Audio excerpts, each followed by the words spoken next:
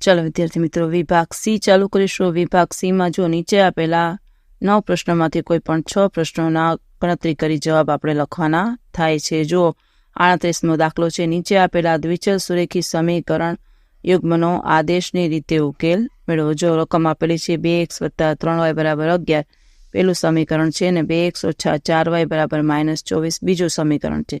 તો સમીકરણ 2 માંથી x = -4y - 24/2 તો આપણને જવાબ મળે 2y - 12 મળે. હવે સમીકરણ 1 માં x = 2y - 12 મૂકતા તો x ની જગ્યાએ મૂકો 2 કૌંસમાં 2y - 12 + 3y = 11, 4y - 24 તો આવશે 11 + 24 તો 7, આ 4y - 24 + 3y = 11 તો 7y = 35 તો y બરાબર આયા 5. તો એને આપણે બીજા સમીકરણમાં મૂકવાના. તો 4y + 34 બરાબર 7y = 35 - y બરાબર 35 તો x બરાબર 2y - 12 માં y બરાબર 5 મૂકતા તો x બરાબર 2 કૌંસમાં 5 એને ગુણ્યા -12 તો 10 - 12 તો x બરાબર -2. હવે x બરાબર -2, y બરાબર 5 અને y બરાબર mx + 3 તો 5 બરાબર m કૌંસમાં -2 + 3 તો 5 બરાબર -2m + 3 તો 2m બરાબર 3 - 5 તો 2m બરાબર -2 તો m બરાબર -1. આમ આપેલ સમીકરણ યુગ્મનો ઉકેલ x - 2y y બરાબર 8 છે, અને m બરાબર -3 એ y બરાબર mx + 3નું સમાધાન કરે છે. હવે છે દાખલા નંબર 39. નીચે આપેલ દ્વિચલ સુરેખ સમીકરણ યુગ્મનો ઉકેલ લોપની રીતે ઉકેલ આપણે શોધવાનો છે. જો વિદ્યાર્થી મિત્રો જોઈએ, સમીકરણ આપેલું છે x + 5y = 11 અને 2x - 3y = 9.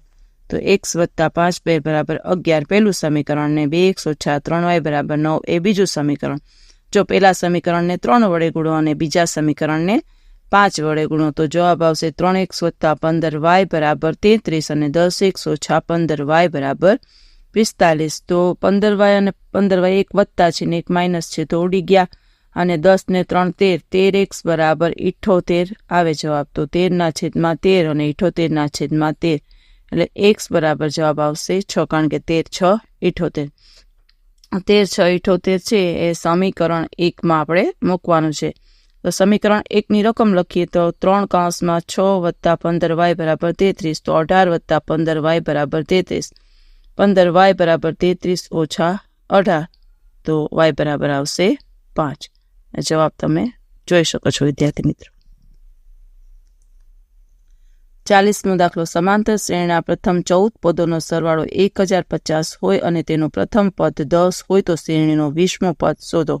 જો વિદ્યાર્થી મિત્રો, S14 = 1050, n બરાબર 14 અને a બરાબર 10. હવે સૂત્ર લખીએ. Sn બરાબર n/2 કૌંસમાં 2a + n - 1 એને ગુણ્યા d. Sn આપેલા છે 1050 તો n પણ આપેલા છે 14/2 કૌંસમાં આવશે 20 + 13d. તો 1050 બરાબર 140 + 91 d. 910 બરાબર 91d તો d બરાબર 10 જવાબ આવે. d બરાબર 10 જવાબ. આથી એ 20 બરાબર 10 + કૌંસમાં 20 - 1 એને ગુણ્યા 10 તો જવાબ આવશે 200. આમ આપેલ સમાંતર શ્રેણીનો 20મો પદ 200 છે. 41મો દાખલો. જો વિદ્યાર્થી મિત્રો, રકમ છે બિંદુઓ a 1 7, b 4 2, c -1 -1 અને d -4 4 એ એક ચોરસના શિરોબિંદુઓ છે તેમ દર્શાવો. તો a 1 7, b 4 2, c -1 -1 અને d -4 4 એ આપેલા બિંદુઓ છે. તો ABCD ચોરસ છે તે દર્શાવવા માટેનો એક રસ્તો એ છે કે ચોરસની બધી બાજુઓ સમાન હોય તથા તેના વિકલ્પો પણ સમાન હોય એ ગુણધર્મનો ઉપયોગ કરીએ. જો વિદ્યાર્થી મિત્રો, યામ ભૂમિતિનો દાખલો છે એટલે આપણે સૂત્ર લખીને દાખલો ગણીએ. AB બરાબર વર્ગમૂળની અંદર 1 - 4 નો વર્ગ વત્તા 7 - 2 નો વર્ગ બરાબર વર્ગમૂળમાં 9 વત્તા 25 બરાબર વર્ગમૂળમાં 34. BC બરાબર વર્ગમૂળમાં 4 વત્તા 1નો વર્ગ વત્તા 2 વત્તા 1નો વર્ગ બરાબર વર્ગમૂળમાં 25 વત્તા 9 બરાબર વર્ગમૂળમાં 34. એ જ રીતે CD વર્ગમૂળમાં 1 ઓછા 1 વત્તા 4નો વર્ગ વત્તા -1 ઓછા 4નો વર્ગ બરાબર વર્ગમૂળમાં 9 વત્તા 25 બરાબર વર્ગમૂળમાં 34. DA બરાબર વર્ગમૂળમાં 1 વત્તા 4નો વર્ગ વત્તા 7 ઓછા 4નો વર્ગ બરાબર વર્ગમૂળમાં 25 વત્તા 9 બરાબર વર્ગમૂળમાં 34. AC બરાબર વર્ગમૂળમાં 1 વત્તા 1નો વર્ગ વત્તા 7 વત્તા 1નો વર્ગ બરાબર વર્ગમૂળમાં 4 વત્તા 64 બરાબર વર્ગમૂળમાં 68. ને BD બરાબર વર્ગમૂળમાં 4 વત્તા 4નો વર્ગ વત્તા 2 ઓછા 4નો વર્ગ બરાબર વર્ગમૂળમાં 64 વત્તા 4 બરાબર વર્ગમૂળમાં 68. હવે AB બરાબર BC બરાબર CD બરાબર DA અને AC બરાબર BD હોવાથી ચતુષ્કોણ ABCDની ચારેય બાજુઓ સમાન છે અને તેના વિકર્ણો AC અને BD પણ સમાન છે. આથી ABCD એ એક ચોરસ છે. હવે વૈકલ્પિક ઉકેલ આપણે જો વિદ્યાર્થી મિત્રો આપણે ચારેય બાજુ તથા એક વિકર્ણ AC ઉપર પ્રમાણે શોધીએ. અહીં AD વર્ગ વત્તા DC વર્ગ બરાબર 34 વત્તા 34 બરાબર 68 અને AC વર્ગ. આથી પાયથાગોરસ પ્રમેયના પ્રતિપ્રમેય અનુસાર ખૂણો D બરાબર 90 અંશ થાય. એક ચતુષ્કોણ કે જેની ચારેય બાજુ સમાન હોય તથા જેનો એક ખૂણો 90 અંશ હોય તે ચોરસ છે. માટે ABCD એક ચોરસ છે. જોઈ શકો છો વિદ્યાર્થી મિત્રો. પછીનું છે 42નો પ્રશ્ન. Y અક્ષ એ બિંદુઓ 5 ઓછા 6 અને -1 ઓછા 4ને જોડતા રેખાખંડનું કયા ગુણોત્તરમાં વિભાજન કરે છે તે શોધો અને આ છેદબિંદુનું તેનું છેદબિંદુ પણ શોધો. ચલો વિદ્યાર્થી મિત્રો લખી શકો છો. ધારો કે K/1 આપેલ ગુણોત્તર છે. આથી વિભાજન સૂત્રની મદદથી ABનું K/1માં વિભાજન કરતા બિંદુના યામ જો કૌંસમાં લો K+1 ના છેદમાં K+1 -4K -6 ના છેદમાં K+1 થાય. આ બિંદુ Y અક્ષ પર આવેલું છે અને Y અક્ષ પરના બિંદુનો x-યામ 0 હોય માટે -K+y ના છેદમાં K+1 બરાબર 0. આથી K બરાબર 5. આ માંગેલ ગુણોત્તર 5/1 થશે. K બરાબર 5 કિંમત મૂકતા છેદબિંદુ 0 અને -13 ના છેદમાં 3 મળશે. ચલો વિદ્યાર્થી મિત્રો હવે 43મો દાખલો છે. સાબિત કરો કે વર્તુળના કોઈ બિંદુએ દોરેલ સ્પર્શ બિંદુમાંથી પસાર થતી ત્રિજ્યાને લંબ હોય છે. જો વિદ્યાર્થી મિત્રો પક્ષ આપેલું છે. XY એ O કેન્દ્રવાળા વર્તુળને P બિંદુએ સ્પર્શતો સ્પર્શક છે અને સાધ્ય લખો. OP લંબ XY. આવી રીતે આકૃતિ દોરો. સાબિતી લખો વિદ્યાર્થી મિત્રો. XY પર P સિવાયનો કોઈ પણ બિંદુ Q લો તથા OQ દોરો. બિંદુ Q વર્તુળના બહારના ભાગમાં જ હોય કારણ કે જો તે વર્તુળના અંદરના ભાગમાં અથવા વર્તુળ પર હોય તો XY વર્તુળની છેદિકા બને, સ્પર્શક નહીં. માટે OQ એ વર્તુળની ત્રિજ્યા કરતાં મોટી થાય. આમ OQ મોટા છે OP કરતાં. આ હકીકત XY પરના P સિવાયના કોઈ પણ બિંદુ Q માટે સાચી છે. આથી OP એ O થી XYનું ઓછામાં ઓછું અંતર છે. આથી OP એ XYને લંબ છે એટલે કે OP લંબ XY. 44મો દાખલો છે વિદ્યાર્થી મિત્રો. બે સમકેન્દ્રી વર્તુળોની ત્રિજ્યાઓ 5 સેમી અને 3 સેમી છે. મોટા વર્તુળની ત્રિજ્યા નાના વર્તુળને સ્પર્શે છે તો તેની લંબાઈ શોધો. અહીં આકૃતિ દોરવાની વિદ્યાર્થી મિત્રો બાકી છે એટલે આપણે સીધો દાખલો ચાલુ કરીશું. P કેન્દ્રવાળા બે સમકેન્દ્રી વર્તુળો C1 અને C2માં C1ની ત્રિજ્યા 5 સેમી અને C2ની ત્રિજ્યા 3 સેમી છે. C1ની જીવા AB એ C2ને M બિંદુમાં સ્પર્શે છે. આથી PA બરાબર 5 સેમી, PM બરાબર 3 સેમી. ખૂણો PMA બરાબર 90 અંશ અને AB બરાબર 2AM. ત્રિકોણ PMAમાં ખૂણો M બરાબર 90 અંશ. માટે AM વર્ગમૂળમાં PA વર્ગ ઓછા PM વર્ગ વર્ગમૂળમાં 5નો વર્ગ ઓછા 3નો વર્ગ 25 ઓછા 9 વર્ગમૂળમાં 16 તો આવશે વર્ગમૂળ 4 સેન્ટીમીટર. હવે AB બરાબર 2AM તો 2 × 4 સેમી 4 × 2 = 8 સેમી. આ મોટા વર્તુળની જીવા કે જેમાંના વર્તુળને સ્પર્શે છે તેની લંબાઈ જ 8 સેમી છે.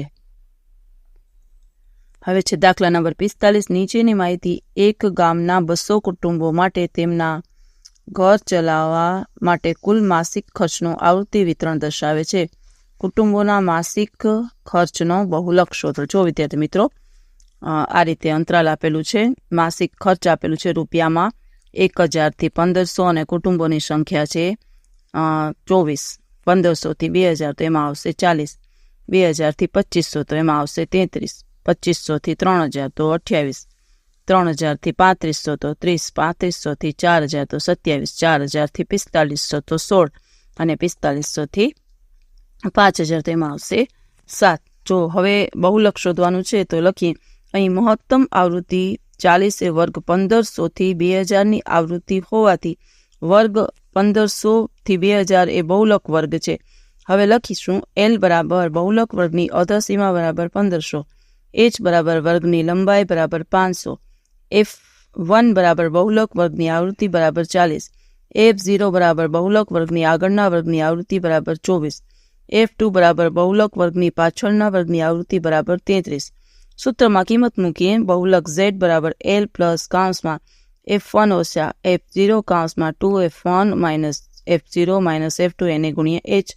Lની જગ્યાએ 1500 વત્તા F1 ઓછા F0ની જગ્યાએ 40 ઓછા 24 છેદમાં લખો 2 ગુણ્યા 40 ઓછા 24 ઓછા 33 એને ગુણ્યા 500 તો 1500 વત્તા 16 ગુણ્યા 500ના છેદમાં 23 તો જવાબ આવશે 1847.83. 46 લોકો પાસાને 2 વખત ઉછાળવામાં આવે છે તો લોકો એક પણ વખત ઉપરના પૃષ્ઠ પર 5 મળે નહીં. ઓછામાં ઓછી એકવાર ઉપરના પૃષ્ઠ પર 5 મળે તેની સંભાવના કેટલી? જો લખીએ વિદ્યાર્થીઓ, ધારો કે એક પાસાને 2 વાર ઉછાળવો અને 2 પાસાને એક સાથે ઉછાળવો એ બંને એક જ પ્રયોગ થાય. ફક્ત 2માં સાંકેતિક રજૂઆત અર્થ જુદા થાય. જેમ કે એક પાસાને 2 વાર ઉછાળવાના પ્રયોગમાં એકનો અર્થ એમ થાય છે અને બંને વખત પાસા પર 1 મળે, પરંતુ 2 પાસાને એક વાર ઉછાળવાના પ્રયોગમાં એકનો અર્થ એમ થાય કે બંને પાસા પર 1 મળે છે. હવે જે એક પાસાને 2 વખત ઉછાળવાના પ્રયોગમાં કુલ પરિણામની સંખ્યા બરાબર 3. તો ધારો કે ઘટના એ એક પણ વખત ઉપરના પૃષ્ઠ પર 5 મળે નહીં. ઓછામાં ઓછો એક વખત 5 મળે તેવા 11 પરિણામો છે. 5 1, 5 2, 5 3, 5 4, 5 5, 5 6 અને 1 5, 2 5, 3 5, 4 5, 6 5 માટે બાકીના 25 એટલે કે 36 ઓછા 11 પરિણામો માટે એક વખત ઉપરના પૃષ્ઠ પર 5 નહીં આવે. આ ઘટના 2 ને સાનુકૂળ પરિણામની સંખ્યા 25 છે તો PA બરાબર 25/36. બીજું, ધારો કે ઘટના B ઓછામાં ઓછી એકવાર ઉપરના પૃષ્ઠ પર 5 મળે.